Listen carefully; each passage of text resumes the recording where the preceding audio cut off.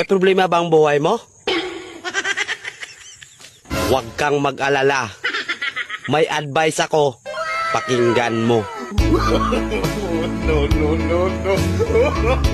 Alam nyo, ganyan talaga ang buhay.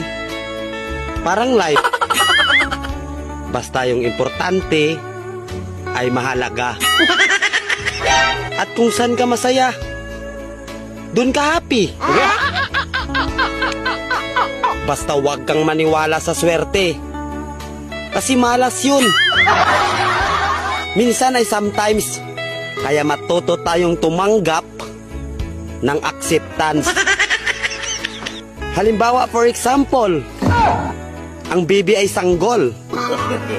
So kung di mo intindihin, you don't understand. Basta kaibigan, lagi mong tatandaan that wherever you go are there. At the end of the day, ay gabi na. At alam mo, walang umaga sa Japan. Kasi lahat sila ay hapon.